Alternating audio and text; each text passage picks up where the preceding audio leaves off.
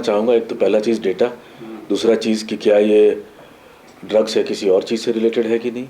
Mental health important issue है, मैं खुद एज अ डॉक्टर काम किया हुआ हूँ और उसको शायद इंडिया में उतना सीरियसली नहीं लिया जाता है, स्टिग्मा भी है, बट ये इशू ज़्यादा हेल्थ केयर से रिलेटेड है।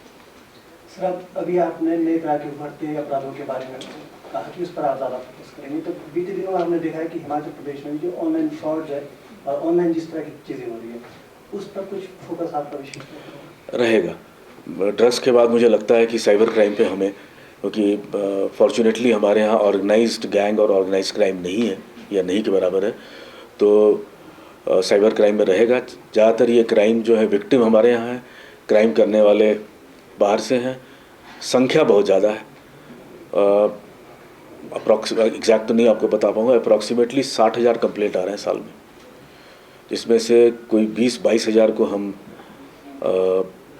जो नंबर जो है सेंट्रल गवर्नमेंट वाला, उसके माध्यम से हम उसको यूज़ कर रहे हैं क्या, तो और बाकी फिर हम कुछ केस रजिस्टर कर रहे हैं, तो उसमें ध्यान देना ज़रूरी है और संख्या बहुत ज़्यादा है, लोगों का काफ़ी लॉस हो रहा है। हिमाचल की ट्रैफिक की सबसे बड़ी समस्या है, जैसे शिमला, मैं लगभग आपको बता ही दिया हूँ, जब तक डिमांड रहेगा तो सप्लाई कहीं कहीं से आ जाएगा, हर जगह पुलिस मौजूद तो हो नहीं सकती है, ठीक है ना। मुझे एक्चुअली तो नहीं मालूम है, लेकिन 1000 किलोमीटर से काफ़ी ज़्यादा ही बॉर्डर हमारा होगा, और ये इंटरनेशनल बॉर्डर तो है नहीं कि हर जगह BSF या ITBP होगी। लोगों का आना जाना, खेत हैं, खेत का एक पार्ट इधर है एक पार्ट उधर है, तो ये तीनों चीज़ मिलके हमको करना होगा। सर, लोकसभा का चुनाव चल रहा है, किस तरह की व्यवस्था रहेगी? राष्ट्रपति का दौरा भी है, तो क्या सुरक्षा व्यवस्था के इंतजाम किए गए हैं?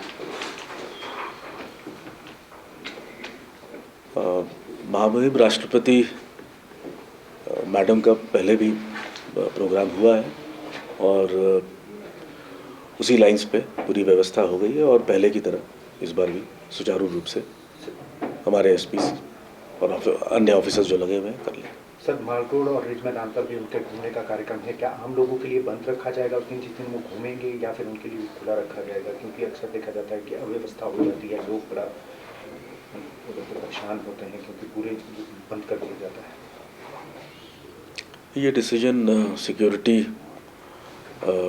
असेसमेंट और इसमें कई एजेंसीज इन्वॉल्व हैं, सेंटर के भी स्टेट के भी, उसके बाद ही लिया जाता है। सर, इन दिनों हिमाचल प्रदेश में महिलाओं के साथ काफ़ी ज़्यादा दुर्घटनाएं पेश आ रही हैं, महिलाओं की सुरक्षा के लिए सर कोई खास कदम आपकी ओर से रहेंगे? मैं तो हिमाचल को सबसे सुरक्षित स्टेट ही मानता हूँ, और महिलाओं के लिए भी जो भी स्ट्रे इंसिडेंट्स हुए हैं उसको स्ट्रांगली इन्वेस्टिगेट किया जाएगा और सज़ा दिलाने का फुल प्रयास किया जाएगा। मैं छोटा सा चीज़ बोलूँगा, शायद पूरे देश में आप ध्यान दीजिएगा कि पब्लिक ट्रांसपोर्ट में जो बसें हैं, घर से निकल के माल रोड लड़कियाँ क्लास 6 क्लास 7 की शिमला में जाती हैं। आप दूसरा कोई प्रदेश बता दें जहाँ सेफली पब्लिक ट्रांसपोर्ट से लड़कियाँ जा सकती हैं। तो this is a matter of our pride. So Himachal is very safe for girls. जो स्टे इंसिडेंट्स हुई हैं उस पर we have to take it up seriously so that we remain the best. Sir, पिछले कुछ सालों से सर ऐसा देखने वाला है कि जो युवाओं में है या फिर दूसरे लोगों में भी आत्महत्या के जो है प्रवृत्ति बढ़ी है, मामले ज़्यादा आ रहे हैं। इसके कारणों की जांच की जाएगी और जागरूक किया जाएगा अभिभावकों को भी और कम्युनिटी पुलिस के लिए। किस तरह का कोई प्लान होगा सर? सॉरी, एक बार रिपीट कीजिए। चुनौती अवसर दोनों ही हैं, और प्रदेश की पुलिसिंग शायद देश में सबसे अच्छी है, जिसको आप रिज़ल्ट आउटकम से देख सकते हैं, सबसे पीसफुल और सबसे बाकी भी पैरामीटर्स में और नेशनल लेवल पे भी जहाँ असेसमेंट की जाती है स्टेट्स की परफॉर्मेंस, वहाँ ज़्यादातर नंबर 1, नंबर 2 या नंबर 3 पे हिमाचल हर एक अलग अलग क्राइम के क्षेत्र में माना जाता है। उसी ट्रेडिशन को आगे बढ़ाना और जो नए इमर्जिंग क्राइम्स हैं उस पर ज़्यादा फोकस करेंगे। सर पहले शांतिपूर्ण प्रदेश माना जाता है हिमाचल, लेकिन हाल ही के दिनों में जिस तरीके की घटनाएं हुई है, लड़कियों पर खासकर करार से हमला हो रहा है या इस तरीके की घटनाएं बढ़ी हैं, तो इससे निपटना कितनी बड़ी चुनौती रहेगी जो लॉ एंड ऑर्डर का? लॉ एंड ऑर्डर तो अभी भी बहुत अच्छा है। मुझे नहीं लगता है कि रिसेंट टाइम्स में भी कोई चेंज हुआ है। हमेशा से अच्छा रहा, अभी भी अच्छा रहा है। कोई ऑर्गेनाइज क्राइम नहीं है। स्ट्रे इंटरपर्सनल इंसिडेंट जो हुआ है वो उम्मीद करते हैं कि मैं रिव्यू करूंगा और उसमें अच्छा से अच्छा इन्वेस्टिगेशन हो ताकि सजा हो सके। और सर नशा जो है सबसे बड़ी चुनौती बनकर उभरा है प्रदेश में। युवा जो है नशे की तरफ जा रहा है, इसके लिए क्या योजना है? क्या जागरूकता अभियान चलाए जाएंगे प्रदेश में ताकि नशे के ऊपर रोकथाम लगाई जा सके? मैं यहाँ पोस्टिंग के पहले सीआईडी में था और जो नारकोटिक्स विंग स्टेट लेवल का है वो सीआईडी में है और उसके लिए हमने प्लान एक बनाया है काफ़ी डिटेल्ड और फेज़ बाय फेज़ इम्प्लीमेंट करने का कोशिश रहेगा। हमारा फोकस डिमांड साइड रहेगा। जब तक डिमांड कम नहीं होगा तब तक प्रॉब्लम को पूरी तरह पकड़ में लाना मुश्किल होगा। तो डिमांड कम करने के लिए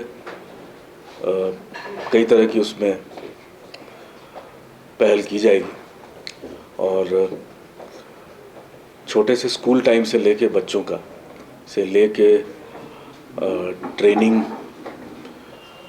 काउंसलर्स की training, de addiction centres better हों और स्टिग्मा नहीं हो। बहुत लोग नहीं बताते हैं। ये भी एग्जामिन करेंगे कि इन पेशेंट की जगह आउट पेशेंट ट्रीटमेंट से अगर हो सके डॉक्टर्स को इन्वॉल्व करना। और कुछ और ऑर्गेनाइजेशन है जो सामने नहीं आते, पीछे से बहुत अच्छा काम करते हैं, तो उनका इसलिए मैं नाम नहीं लेना चाहता, उनको इन्वॉल्व करके इसको काफ़ी ज़्यादा प्रायोरिटी दे के करना होगा। शायद प्रदेश में क्राइम के हिसाब से सबसे बड़ा इशू है। सर इसमें सप्लाई एक बड़ा इनिशिएटिव है कि बाहर से ज़्यादा जो है सप्लाई होता है, उसको लेकर कुछ प्लान है? इसमें तीनों ही चीज़ है। आपको डिमांड, सप्लाई में के लिए इन्फोर्समेंट करना, बेसिकली केस करना, पकड़ना, और तीसरा ट्रीटमेंट। ये तीनों मिलके ही चलेगा और ये तीनों उतने ही इम्पॉर्टेंट हैं क्योंकि ट्रीटमेंट भी इम्पॉर्टेंट है ताकि वो वापस नहीं आए। सर इन दिनों और इसके अलावा एक और पॉइंट में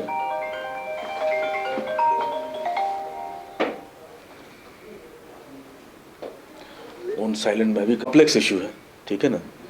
एक तो है रोड का साइज़, ठीक है, कई जगह बढ़ाए नहीं जा सकते हैं। शिमला में आप कैसे बढ़ाएंगे? बिल्डिंग तोड़ के बढ़ाएंगे, कैसे बढ़ाएंगे? और डिसीजंस जो है रोड इंजीनियरिंग, हम पुलिसिंग इशू नहीं है, पीडब्ल्यूडी या वो देखते हैं। और गाड़ियों की संख्या बढ़ रही है, बढ़ेगी ही, क्योंकि प्रॉस्पेरिटी बढ़ेगी तो गाड़ियाँ भी बढ़ेंगी।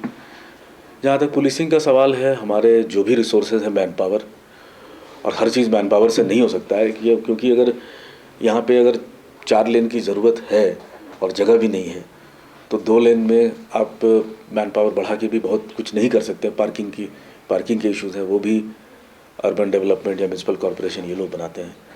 सो पुलिसिंग सिर्फ एक पार्ट है और हम प्रयास जितना है लिमिटेड वे में उसमें ज़रूर करें। यही स्ट्रैटेजी होगी, ट्रीटमेंट एंड रिहैबिलिटेशन, और बाकी आप लोग इस पे वर्क। हमारी फोर्स सारी जगह तैनात है, चाहे वो हमारे जो प्रवेश द्वार हैं या कहीं से भी।